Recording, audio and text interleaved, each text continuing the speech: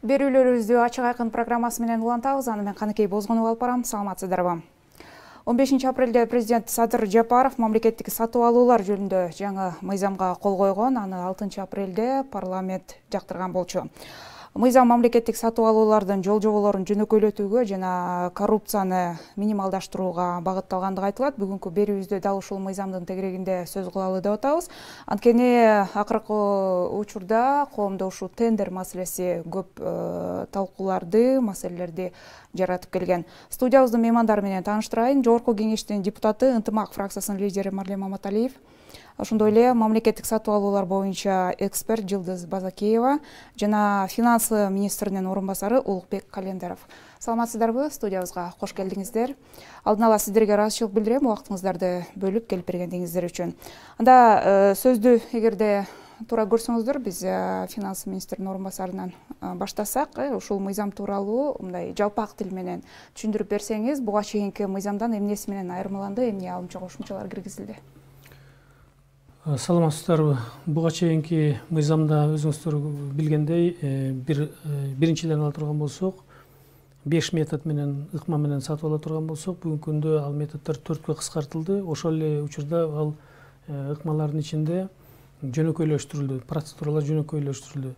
Экинчиден өзүңүздөр билгендей, мурунку мыйзамда 2015 жылдан баштап порталда электрондук форматта сатып алуулар өтүп жаткан болсо, ал толук кандуу бүгүнкү мыйзамда максималдуу түрдө электрондук форматта толугу менен өткөнгө, ошол эле учурда ачык айкындуулукту автоматизация менен бирге жөнөкөйлөштүрүүнү, анан коррупциялык тобокелчиликтерди жоюу максатында иштелип чыкты.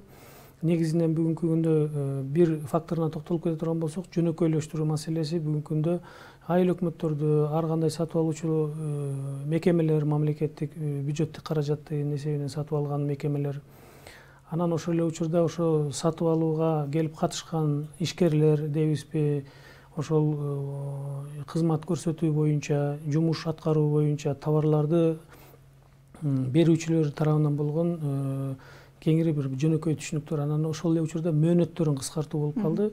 Бүгүнкү күндө жанагы негизги өткөрүлүүчү сатып алууларга эң мөөнөт 21 күндүк мөөнөт боло турган болсо, азыр ушу 10 күнгө чейин кыскартылды.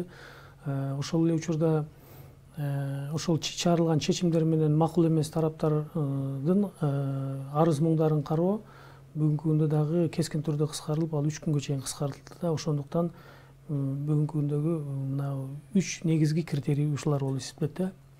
Бүгүнкү мыйзамдын артыкчылыктары. Мындайча айтканда, теле көрүүчүлөргө түшүнүктүү болсун үчүн, буга чейин болуп келген тендер маселеси мындан ары болбойт деп айтсак болот. Жок, мындан ары болот. Жөнөкөйлөштүрүлдү, процедуралар жөнөкөйлөштүрүлдү. Ошол эле учурда жанагы татаалдыктар алынып салынды деп жөнөкөй жалпак тил менен ушундай деп айтсак болот. Марлем мырза, бул мыйзам жогорку кеңеште да бир топ талкууларды жаратты. Ал жерде депутаттар дагы, анын ичинде сиз дагы бир топ сунуштарды бергенсиз. Кайсы сунуштар кабыл алынды, кайсылары кабыл алынбай калды? Кайсынысы туура болду, кайсынысы баягы мындай кемчилик катары айтсак болот? Эми жалпы эле бул тендерлерди айта турган болсок, мына өзүңүз белгилеп кеттиңиз, буга чейин коомчулукта бир топ бул көйгөйлөр боюнча айтылып келет. Бул эң негизгиси тендердин өтүп аткан азыркы учурда этаптары. Мындайча айтканда, тендер канчалык түрдө ачык айкын өтөт. Ошол жерде биз билебиз, коррупция схемасын, коррупциянын негизинде айрым компанияларды лобби кылып, керек болсо айрым компаниялар тендерлерге катышпай эле алдын ала эле бул деген тетиги бир ОСОнун ар дайым өтө берет, ал жерде сүйлөшүп алган деген сөздөр ээрчиген. Анын артында ошол тендерлердин өткөзүлүшү татаалдыгы жана анын мөөнөтү өтө узак болгон. Анан эң негизги сапаты. Мына биз айтып жүрөбүз, мектептерди деле карайлы, жолдорду деле карайлы, бирок тилекке каршы ошо сапаттары эле бузулуп, анан мунун баардыгы бир нерседен келип чыгып атат, бул ушул коррупциядан келип чыгып атат деп эсептейбиз да. Анан 2006 созов бир 10 жолу өзгөртүү киргизди.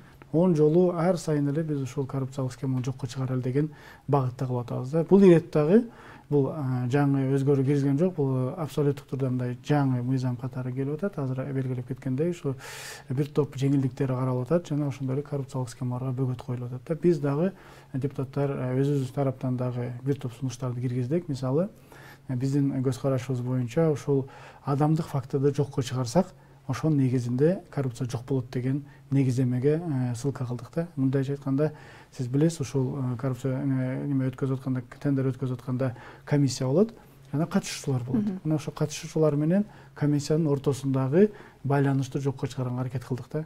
Мен бир эле мисал келтирип кетейин. Безопасный город деп коебуз. Буга чейин жана маи кызматкерлерине жолдо кармаганда удостоверение көрсөтүп өтүп кетсек чиновниктер, ал эми элдер ошол акча берип, айтор ушул жерден коррупциянын схеманы баардыгыбыз эле билебиз да. Качан гана камера коюлгандан кийин, же мен барып алып камерага удостоверение көрсөтө албай калдым, же болбосо элдерибиз барып ошону мындайча айтканда акча менен, же болбосо башка жолдор менен сүйлөшүү токтолуп калды да. Ошол сыяктуу эле биз азыр ушул жерге мындай түшүнүк киргиздик. Идентификационный номер деп, мындай санарипташтыруу максатында биз бир топ ушул мыйзамдарга өзгөртүү киргизип атабыз. Ал жерде катышып аткандар менен чечим кабыл алып турган ортосунда байланыш болбойт да. Мындайча айтканда, мен катышып атамбы, мен катышып атканда менин ысымым болбойт, менин компаниямдын аты болбойт. Комиссияга бир гана штрих-код келет. Штрих-коддун жана QR код сыяктуу эле бир штрих-коддун негизинде ал реалдуу түрдө тендер өткөзөт да. Ал компаниянын атын билбей туруп, анын артынан ким турат экенин билбей туруп, кантип бирөөнү лоббировать этип өткөзөт, же ал үчүн башкаларды кантип жокко чыгарат.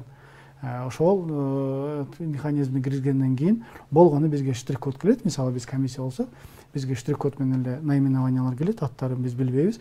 Бирок ошол менен карап эле биз тендерди реалдуу түрдө биз каалаган сапатта, биз каалаган өзүбүз сунуш кылып аткан нерселердин алкагында гана тендерди өткөзөбүз. Анан аягында гана тендер бүткөндөн кийин биз аныктагандан кийин гана жана штрих-кодду кайра компьютерге киргизип, компьютер анан чыгарып берет.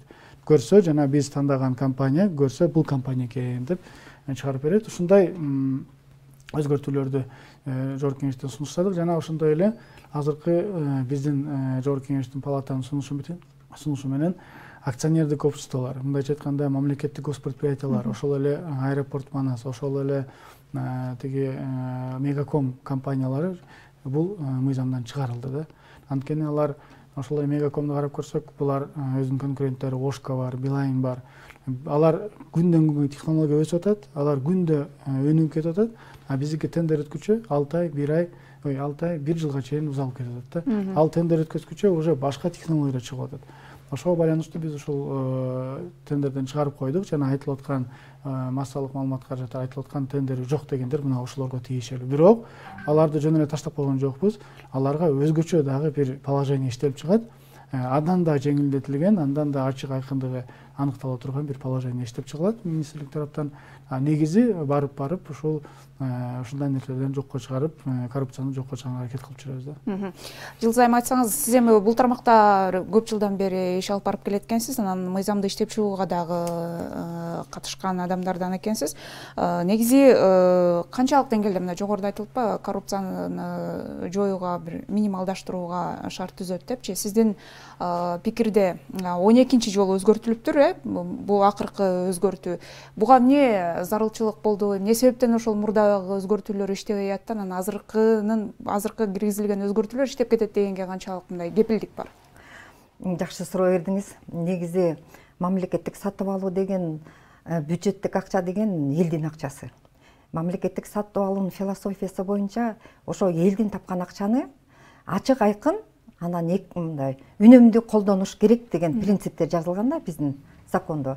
Негизи мен бул закондо 2004 жылкы редакция, 2015 жылкы, 2022 жылкысында дагы мен катышып калдым. Көп дүйнөлүк тажрыйбаларды менен мындай так келтирип, биздин системабыз жарандык коомдун ишенимин аткарат деген негизи ошондой принциптерди койгонбуз. Улукбек Ибраимович айтып кеткендей, жөнөкөйлөштүргөнгө дагы аракет кылдык. Негизи ошол мыйзамдын бир статьясын мен жазып чыктым. Мен эмеси негизи мамлекеттик сатып алуунун башкы көйгөйү пландаштыруудан башталат да. Ошо пландаштыруунун көйгөйлөрүн эске алып, планды кандай жазыш керек, товарды кандай пландаш керек, жумушту кандай пландаш керек деген баарын жакшы жазып бердик. Анан дагы бир план эменин жакшы жери мындай борборлошкон конкурс өткөрөлүү, жанагы айыл өкмөтүдө кичине товар алышат, анан 3 кишини отургузуп алып ошол жерде кызматкерлерге сатып алуу иштерин алып барат дебей, ошол бардыгын централдык борбордук кылып өткөрөлү деген ал дагы мыйзамдын ичине кирди. Дагы бир эң жакшы нерсеси, келишим түзгөндөн кийин ошол товарды кантип алышты, кандай түрдө алып келди, жумуш кандай аткарылды, акчасы ошол эле катышкандар жумушунун акчасын кантип алып атат, канча айып төлөдү эгерде убагында аткарбаса деген, ошол жакшы нерселердин баары кирди закондо. Негизи закон кандай жакшы жазылбасын, закондун иштеп кетишине ошол законду аткара турган кишилерден көбү ошолордон потенциалынан неметет да, көз каранды. Алар деген мисалы үчүн айыл өкмөтүдө аким алмашат, командасы менен кетип калат, жаңы киши келет, аны кайра үйрөтүш керек, кайра окутуш керек. Негизи көйгөйдүн баары ошондон башталат да. Негизги биздин оюбуздун, биздин идеяларыбыздын баары бул законго кирди. Бир нерсеси ушул эме акционердик коомдордун чыгып кеткени бизди кичине эксперттерди өкүндүрөт. Эмне үчүн өкүндүрөт дегенде, негизи система подотчетный болуш керек да. Анан деген закупкада деген обоснованный закупка болуш керек да. Ошол керек нерсени алып атат дегенди. Эми акционердик коомдор кандай иштешет, керек нерсени алабы, керек нерсени албайбы. Мисалы үчүн энергия компаниялары эле кереги жок бирдемелерди ала берсе, анын баары расходный часть биздин электроэнергиянын стоимостуна кирет. Ошол кымбаттап кеткенге алып келет да. Эми бир ишене турган нерсебиз азыр өзүнчө положение деп атпайбы, ошо положенияны иштеп чыкса, ошо положенияда дагы ачык айкындыкты биз киргизишибиз керек да. Биз ошону талап кылышыбыз керек. Негизи анан Кыргызстанда деген жарандык коомдорду өнүктүрүш керек дагы. Бизде көп мониторинг болот. Мисалы үчүн тиги жерде көйгөй бар, коррупция биякта бар дейт дагы. Ал болсо деген жана прокуратура эле билет. Бирок ошол көйгөйдөрдүн баарын элге алып чыкса, кандай айып төлөдү, ошол айып бюджетке түштүбү деген нерселер болсо, азыркы кызматкерлер, сатып алуу системада иштеген кызматкерлер кичине жоопкерчиликтүү болмок да. Азыр ошол жоопкерчиликтүү кээ бирөө билгенден жасайт, кээ бирөө билбегенден жасайт. Ошондой көйгөйлөр бар. Эми ишке ашат деп ишенсек болот? Ишке ашат деп ишенсек болот. Эмне үчүн дегенде, биз ошол законду иштеп чыккан топтун мүчөлөрү катары, биз болсок жана подзаконный акты деген бар. Ошо мурун болсо 21 документтен турганды, биз ошолорду деген бириктирип 3 эле документ кылып атабыз. Ошол 3 документти иштеп уже каржы министрлигине бергенбиз. Ошолор азыр болсо деген дагы ошону талкуулайбыз. Мыйзамга төпкөлеби, депутаттардан көп сунуштар кирбедиби? Ошолордун баарын положенияга кайра киргизип, анан ошону элдер менен сүйлөшүп, ошол эле мамлекеттик ишканалардын кызматкерлери менен сүйлөшүп, ошол иштеп кеткенде, анан каржы министрлик жанакы порталдын функционалын да иштеп уже даярдап койгон. Кудай буйрса, закон күчүнө кирсе эле баары ордунан жылып кетет деген чоң ишенимибиз бар. Улукбек мырза, буга чейинки болуп келген баягы тендерлердин жана жол жоболору, ыкмалары эми өзүн актаган жок деген баягы жыйынтыктан улам анан ушундай өзгөртүүлөр киргизилип атат да, туурабы? Эмне айырмасы бар? Жанагы түз сатып алуу, анан тендер буга чейинки өтүп келген тендерлер менен эми азыркы бул мыйзам боюнча өтүп турган тендерлердин да бизде өзү негизи коомдо көп өзгөрүүлөр болуп атат. Биздин экономикабыз өзгөрсө, же болбосо экономикадагы кандайдыр бир каатчылыктар боло турган болсо, сөзсүз түрдө укуктук мамилелер, рыноктун конъюнктурасы дагы өзгөрүүгө дуушар болот. Андыктан бүгүнкү түзүлгөн укуктук регулятивдик инструменттер эртеңки күнү дагы кандайдыр бир алмашууга дуушар болушу мүмкүн. Бүгүнкү күндө көйгөйлүү, ошолордун ичинен көйгөйлүү маселелер болуп, жанагы субъективдүү дагы жагы, объективдүү жактары дагы бар. Субъективдүү жактары болуп туруп, жанагы Марлен Абдрахманович баса белгилеп айтып кетти, жанагы адамдык факторду кескин түрдө процесстен мына ошол учурда тандоо учурунда ажыратып туруу. ким экендигин билип, кимдин компаниясына берип коюу, алдын ала чечим чыгарып коюу, бул коррупциялык тобокелчиликтер ошону таптакыр түп тамырынан жоюуга багытталды да депутаттардын Марлен Абдрахмановичтин сунушу. Буга чейинки этаптала турган болсок, ушул 2015-жылы кабыл алынган мыйзамдын негизинде 15-жылдан бери өзүнчө бир этапка бөлүндү. Андан берки 12 жолу өзгөртүүлөр кирди. Ал өзгөртүүлөр дагы өз учурунда жанагы ар бир ушундай коррупциялык тобокелчиликтерди жоюу максатында, жакшыртуу максатында болуп келген. Бирок бүгүнкү күндөгү жанагы ошол эле учурда мына пандемия маалындагы сатып алуулар бир топ онтойсуздуктарды жаратты.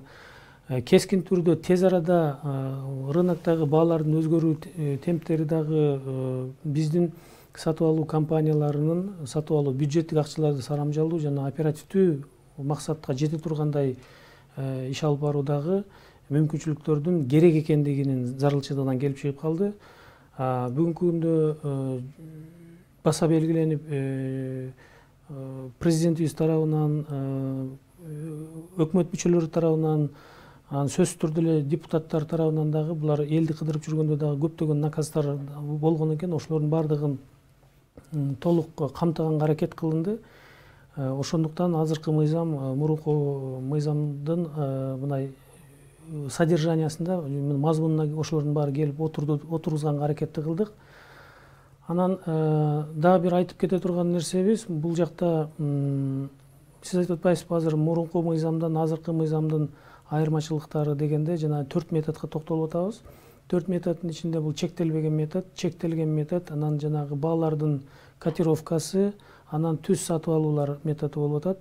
Ошонун ичинде бир катар мамлекеттик органдар тарабынан, депутаттар тарабынан көтөрүлгөн маселе болду, чоң талкууда дагы. Анда сапат жагына көңүл бөлүү маселелери каралды да.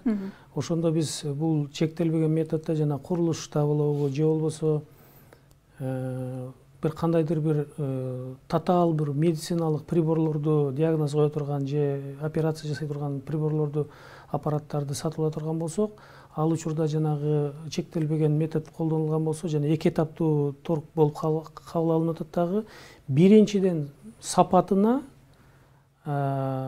квалификациялык талаптарга туура келген пакет менен өтүп, тандоодон 10 компания берсе, условно 3 өтөбү, 2 өтөбү, 5 өтөбү, ал сапаты жагынан өттү. Экинчи этапта алардын баага болгон сунушун карайбыз дагы, кайсыл компания азыраак бюджеттик каражаттарды сарамжалдуу пайдалануу үчүн аз бааны берген болсо, ошол жеңүүчү болуп табылат да. Бул учурда мурун сапаттуу, сапатсыз товарлар сатылып алынып калган дегендей ошол кемчиликти, мисалы үчүн ушул методдо ошону карап кетип атабыз, ошол кескин түрдө ушул менен токтотобуз деген ойдо да. Анан Жылдыз Жаманчайына эксперт катары дагы ыраазычылык билдиребиз, жакшы иш алып барышты. Ошон үчүн бул жерде дагы мен айтайын деп атам, ошол бир эле учурда биз жанагы сарамжалдуу пайдалануу, ошол эле учурда сапатка дагы бирдей көңүл бурганга ошол механизмдерди иштеп чыктык. Ал эми борборлоштурулган сатып алууларды түзүп атканыбыз бул жана бүгүнкү күндө бир товар өндүрүүчүдөн алып келе турган болсок, эгер бардык мамлекеттик органдар условно айтып коелу, эгер 100 тонна кагаз сатып ала турган болсо, биз аны ар бир поставщиктен же болбосо ортомчулардан сатып ала турган болсок, ишкерлерден өз пайдаларын кошкондо ар ким ар кандай баада сатып алышы мүмкүн ар учурда. Эгерде биз товар производительден же болбосо атайын дистрибьютор деп коебузбу, алардан сатып ала турган болсок, кескин түрдө арзан алышыбыз мүмкүн. Ошондуктан бул жагына да мүмкүнчүлүк, сапат жагына мүмкүнчүлүк болот. Анан жанагы баалардын котировкасы боюнча ала турган болсок, бүгүнкү күндө жана электрондой магазин сыяктуу электронный портал ошону түздүк. Тандоо каталогун түздүк, тандоо деп аталат. Ал жерде тандоодо бүгүнкү күндө 6130 товар болду деп атат. Буга чейин 5000ге чейин товар болгон. Бүгүнкү күндө 6130 наименованиядагы аталыштагы товарлар кирип турат. Ал жерден бүгүн келип, карап, сапатын, баасын, ошону менен байланышып, баасын такташып, сапатына көңүл буруп, тез арада ушу бүгүнкү күндө жана интернет магазин деп атабыз, ушундай барып көрүп сатып алгандай эле ушул процедурада өң жөнөкөйлөштүрүлгөн бүгүнкү күндөлүк керектелүүчү ручка, ушул продукты питания, ушул кагаз жана башка ушул сыяктуулар. Буга окшогон товарлардын бүгүнкү күндө 6130 аталышындагы товарлар илинип турат да. Ошон үчүн сатып алуучуларга бул жерде да кеңири мүмкүнчүлүк берилди. Ушул. Демек баарын чогултуп эле бир алганга мүмкүнчүлүк бар. Мурда азыр бир мисалы калем сап алам десе, ошол үчүн деле тендер өткөргөнгө туура келген да, мисалы мамлекеттик мекемелерде. Ооба, тендер өткөнгө туура келген. Бүгүнкү күндө ошол электрондук каталог аркылуу ошол жерден тандап ала берсе болот, мүмкүнчүлүк бар. Марлен мырза, жогоруда биз айттык баягы коррупцияны минималдаштыруу депчи. Бирок азыр деле азыркы мыйзамды кабыл алынганда деле коомдо бул тескерисинче мурункуга караганда көбүрөөк коррупцияга жол ачты деген пикирлер бар да. Анын себебин өзүңүз деле жакшы түшүнүп турасыз да. Кайсы жерден баягы коррупциялык аракеттер болушу мүмкүн деген маселе. Бул жерде идеалдуу деп айтканга болбойт да, азыркы мыйзам деле туурабы? Мен бир мисал келтирип кетейинчи. Мына сиздер менен чогуу бир ушундай iPhone телефонун алабыз деп мисал катары биздин өзүбүздүн пожеланиябызды айтып калдык да. Сиздер менен iPhone алалы деп. Кесепетинде эмне алып калчубуз? Кесепетинде ушул 50 000 сомго алабыз деп ниеттендик. 50 000 сом эмес, 100 000 сом тегерегинде алып калчубуз. Бул бир. Экинчиси, iPhone алабыз деп китайский Huawei алып калчубуз. Үчүнчүсү, ушуну биз бат алабыз деп созулуп, керек болсо буну алгыча кийинки моделдеги iPhone'ду чыгып калчу да. Мына ушундай жагдайдын түзүлүп келген негизинде мыйзамды өзгөртө берип, ошого бүгүнкү күнгө жетип калдык да. Анан коррупциялашкан системаны жокко чыгаруу максатында жана айтып кеткен бир эле факторду көрө алатабыз азыркы учурда, бул адамдык фактор. Канча каалабайлы, мен айтып кеткен ушул iPhone алабыз деп атып эле ниетибизден бузулуп, бурулуп, аягында каалаганыбызды ала албай, керек болсо качествосын да жоготуп, айрымдар будан акча кылып, акча жасап, анан бул тендерге ишенич толугу менен жокко барабар болуп калган да. Эми жана мен айткан адамдык фактор бул биринчи кезекте ошол ишеничти кайра алып келет деген чоң ниетте турабыз. Ал эми тендерден чыгарып койгон компаниялар боюнча туура, ал боюнча эл арасында аз айтылып атат, болду тендерге булар качпайт. Демек бул жерде коррупция өнүгөт өсөт, өлдү деген каалагандай жүргүзөлөт деп айтылып атат. Бирок бул жерде дагы азыр Минфин өзүнчө буларга атайын положение чыгарып атат. Бир аз азайтылган, мындайча айтканда, ошол эле система менен сатып алынат, жана мен айткан компьютерлештирилген. Бирок баягындай тендер өткөзүп, же болбосо аны жарыя кылып отурбай эле, мен эртең мисалы ошол эле Мегакомду айтып көрөлүз менден чогуу. Мегаком эртең мен сервис сатып алышым керек деген ниетин жарыя кылат. Эртеси күнү эле ошол компьютерный жана программага каалоочулар келет дагы аукцион катары. Ошол жерде аукцион катары бат-бат ала турган механизмин гана иштеп чыгат. Туура баягындай биздин тендерге түшүп калганда дагы бир айлап, 2 айлап чозулуп кетет. Бирок бул мыйзамда дагы мурда эгерде 30 күн болсо, азыр 20 күнгө түшүрүлдү. 10 күнгө да түшүрүлдү. Көрдүңүзбү? Мурда 21 күндөн 30 күнгө чейин чозулуп кетчү да, официалдуу, официалдуу эмес. Жанагындай жалоба болуп, соттошуп, керек болсо айлап, 1 жылга чейин кетип калчу да. Мына ошону 10 күнгө түшүрүп атабыз азырчы. Айтайын дегеним, эми албетте ар бир адам ушул министрлик болот, биз депутаттар болобуз, жакшы ниетибиз менен аракет кылып атабыз. Бирок буга чейин практика көрсөткөндөй 11 жолу өзгөртүү киргиздик, бул аракеттерибиз бүт четке кагылып кетип атты да. Кайра эле тилекке каршы менталитет дагы бир аз бар экен. Эгерде Европада мүмкүн мындай терс көрүнүш болбосо, бизде ошол мыйзамды аткарууну издебей, мыйзамды одоно бузуп же айланып өткөндү каалап издейт экенбиз да. Канча мыйзам болбосун, же кандай түрдө мыйзам болбосун, биз ошону аткаруудан баш тартып, тескерисинче эптеп ушуну алып өтөлү деген нерсе дагы менталитетте эске алыш керек экен. Бул да бар экен бизде тилекке каршы. Жанагы Улукбек мырза жогоруда айтылган ушул мыйзам тарабынан жөнгө салынбай турган компаниялар тууралуу айтылып атпайбы? Жанагы жобосу азыр иштелип атабы? Ошол тууралуу дагы айта кетсеңиз. Мен бул боюнча бир да маалымат кошумча тактоо иретинде айтып кетейин. Бүгүнкү күндө Кыргыз Республикасынын президентинин администрациясы тарабынан тиешелүү тапшырма түшүрүлгөн. Бул боюнча Министерство экономика министрлигинин жанагы мамлекеттик мүлк фондунун аянтчасында бул боюнча иштелип чыгып атат. Сөзсүз түрдө бул жобо биздин министрлик менен дагы юстиция министрлиги менен макулдашып, анан министрлер кабинетинин чечими менен, токтому менен бекитилет. Ошол эле учурда бул жерде негизинен айтып кетишти, бул жерде жанагы мамлекеттик каражатты ошол мамлекеттин үлүшү бар компаниялардагы жүргүзүлгөн сатып алуу процедуралары ачык айкын жана өздөрүнүн каражаттарын сарамжалдуу пайдаланышындагы мына мыйзамга киргенде ошол негизги принциптер отуруш керек. Ошол себептен мына жогорку кеңештин мыйзамды кабыл алуу процедурасындагы токтомунундагы экинчи беренесинде, то есть экинчи пунктунда так жазылып турат. Ошону жетекчиликке алып, бүгүнкү күндө ал боюнча сатып алуу процедуралары боюнча тиешелүү тартип иштелип чыгып, мыйзамдын күчүнө киришине ошол мөөнөттө ал дагы тартип күчүнө кирүүсүнө биз шарт түзүп атабыз бүгүнкү күндө. Демек мыйзам күчүнө киргенге чейин мыйзам күчүнө киргени менен бүгүнкү күндө мындай деп атпайбызбы, сатып алуу процедуралары кандай гана компания болбосун, мамлекеттик органдар болбосун, бюджеттик каражаттарды колдонууда ал өзүнүн иштерин, аракетин жасаш үчүн, мамлекеттик органдар өзүнүн функциясын аткарыш үчүн, ал эми ошол компаниялар биз айтып жаткан азыр тендердик мына бул мыйзамдан, процедурадан чыгарылды, бирок сөзсүз түрдө ал өзүнчө бир тартип менен жөнгө салынат.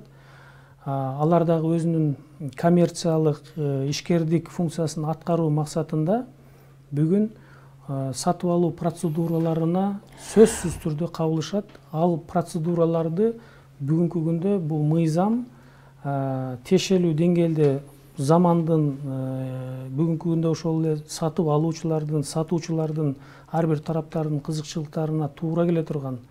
Эксперттер айткандай, азыр айтып кеткендей, ар бир налог төлөөчүнүн бюджетке келген доходду сарамжалдуу чыгымдарын сарамжалдуу пайдалануу максатында жасалды.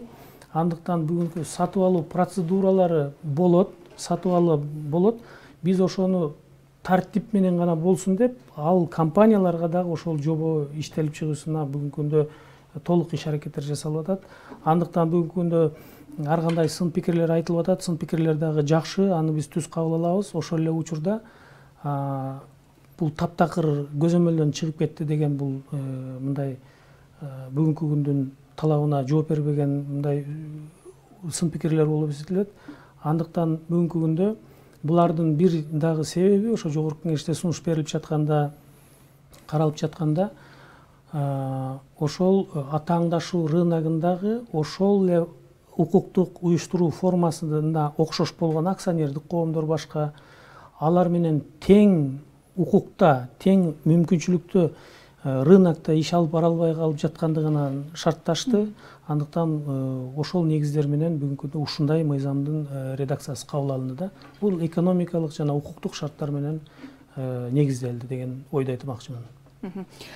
Дизайм буга чейинки кабыл алынып келген жол-жоболор, буга чейин киргизилген өзгөртүүлөр мындай өз натыйжасын бербегендиктен азыр ушул нерсеге келип атабыз. Анан кийин кайсы метод ушул мыйзамды иштеп чыгууда, кайсы өлкөнүн дейбизби же мындай практика, кайсы практика негизинде жаздыңыздар же мындай үлгү катары алдыңыздар? Бардык 4 метод ошол дүйнөлүк тажрыйбанын гана окшош элдикин жанакы көп киши катышат деген 10 күндө турган конкурс, анан ограниченный круг деп коет. Ошолорду мисалы үчүн ГЭС, малый ГЭСти кура турган эки эле компания болсо, аны объявлять этип, анан бир ай күтпөй эле аларга мына биз курган атабыз, келип катышкыла деген прямое приглашение дейт. Түз ограниченный. Андан башка экөөдөн башка эч ким катышпайт. Анан жана запрос котировок деген метод, негизи ошол методко биз көп нерсени байладык. Эгерде мисалы үчүн көйгөйдү айтып атпайбызбы, убагында биз өзүбүздүн мамлекеттин нуждасын обеспечивать эте албай атабыз, убагында жасай албай атабыз, айлап сатып алып атабыз деп, ошолорду азайтыш үчүн биз ошол электронный каталог менен байлап койдук дагы.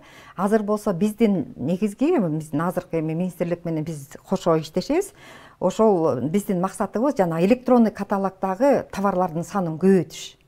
мамлекеттик ишкана эң биринчи ошо каталогдо товар бар болсо ошолордун баасын салыштырат да анан дагы бир жолу сурайт, сенин бааң өзгөрдүбү, өзгөргөн жокпу десе. Өзгөргөн жок десе эле келишим түзөт дагы алып коюшат, бат алат ал негизи. Мисалы үчүн больницаларга жакшы, дары-дармек алганга жакшы. Ал үчүн биз электрондук каталогдун ичин толтурушубуз керек да. Жана прямое заключение договора деген дүйнөнүн тажрыйбасы боюнча ал деген аябай коррупционный деп эсептелет да. Биз ошону азыр катышуучулар айтып атпайбы? 12 өзгөрүү. Бул 12 өзгөрүү 15 жылдан 22 жылга чейин эле 12 өзгөрүү. Ага чейинки өзгөрүүлөрдүн саны андан көп. Негизи эмне үчүн мындай көп өзгөрүү кирет дегенге да токтолуп кетким келет. Биздин законго кызыктуулар аябай көп. Ар депутаттар ар бир депутаты өзүнүн вариантын предлагать этип, ошо 5 жылдын 12-нин ичинде көбү депутаттардын предложениясы менен өтүп кеткен. 12. Кызыкчылык бар десек деле. Кызыкчылык бар үчүн жогорку кеңеште чыксын деп көбү колдоп койбоду. Чыксын, чыгаралы деп. Мейли чыксын. Азыркы Улукбек Ибраимович айткандай жакшы жообуну жазалы. Бирок деген ага деген электронный площадканы түзүп бериш керек. Ага түзүш үчүн мамлекет дагы каражат жумшайт. Мисалы үчүн 21 жылы биздин жана портал закупка Gov.kg дагы методологический кылабыз деген Россиянын бир электронный площадканы киргизип коелу дегенде дагы жарандык коомдор менен андай кылганга болбойт. Бул деген биз муну мониторинг кылабыз, частныйга өтүп кетсе биз алардан сурай албай калабыз деп президенттен сурап атып, вето коюп, ал өтпөй калган. Эми акционердик обществолор сатып алган үчүн аларга да площадка жасап бериш керек. Биздин жана закупка Gov.kg порталга өткөрө албайт. Алар деген закондон чыгып койду. Алар портал электронных государственных закупок деп аталат. Ошон үчүн акционердик обществолор ал площадкада иш алып барганга мүмкүнчүлүк жок. Ошон үчүн азыр эми кабинет министри ошол ойлонуш керек. Ким түзөт аны, же даярын сатып алабы? Даярын сатып алса, ал дагы жеке менчик болот. Аяктан биз көрө алабызбы? Ачык айкындык болобу?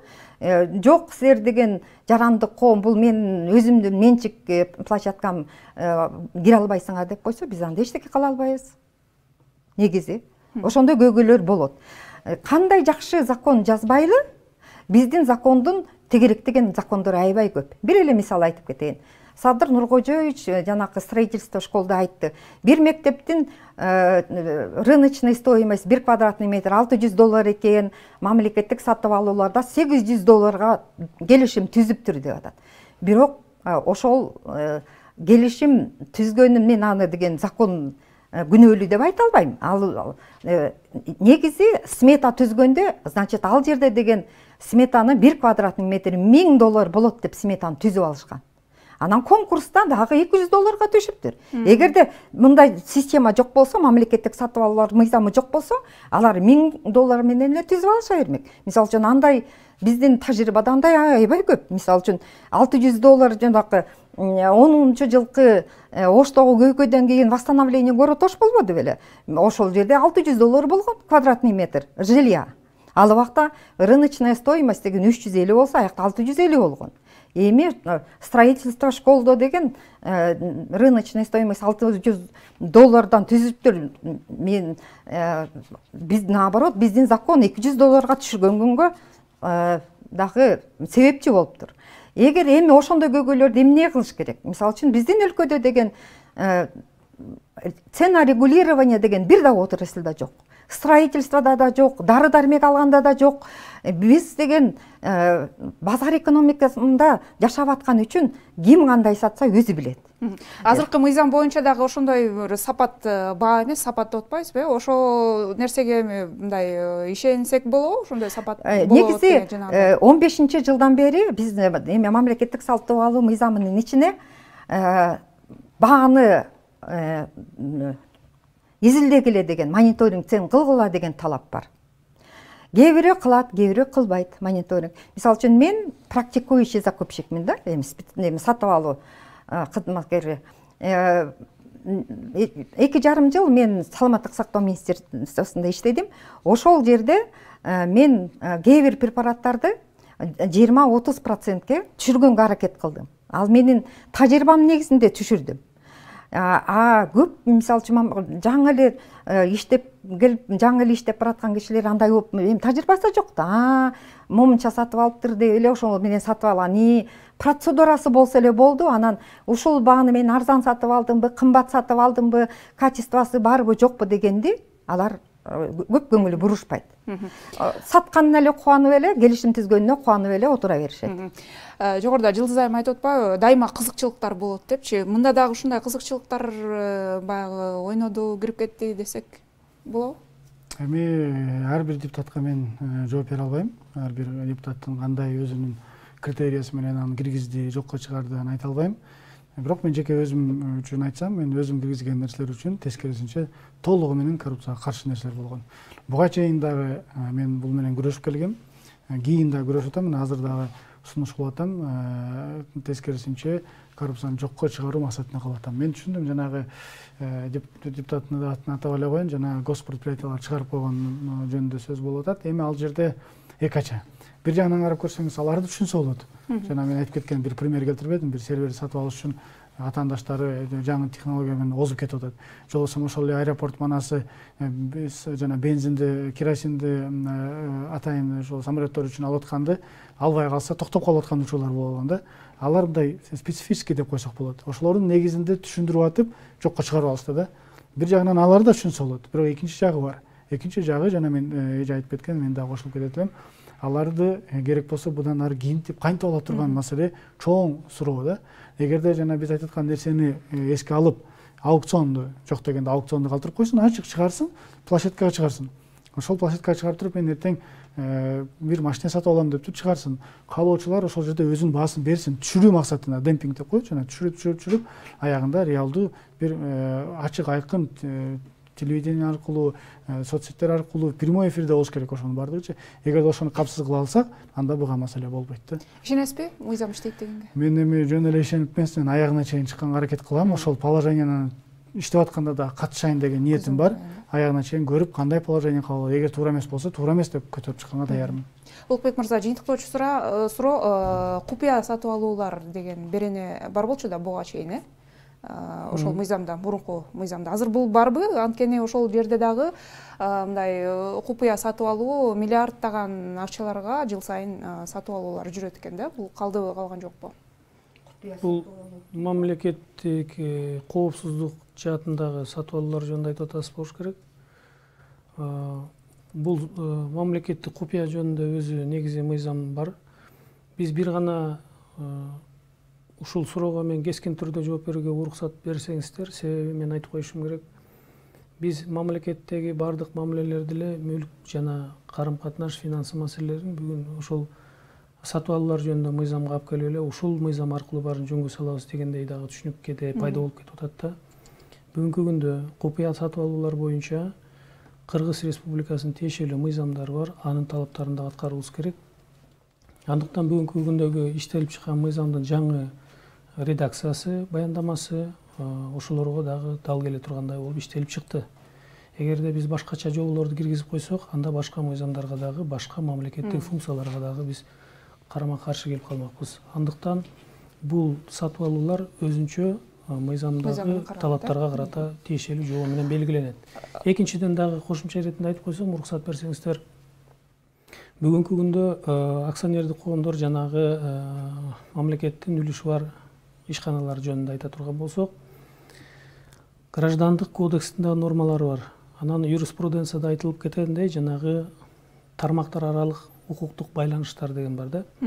Ошонун негизинде да алып карай турган болсок, эгерде ошол мүлктү, ошол компанияны уюштуруучу менчик ээси катары, ал жерде учредительдин же болбосо участник деп коет орусча, катышуучунун, бул мүлктү, бул компаниянын түзүүдөгү катышуучунун өзүнүн менчик ээси катары укуктары жана милдеттери бар. Андыктан буга тиешелүү мамлекеттик органдар, мамлекеттик мүлк фондусу тарабынан дагы тиешелүү түрдө көзөмөл жүргүзүш керек.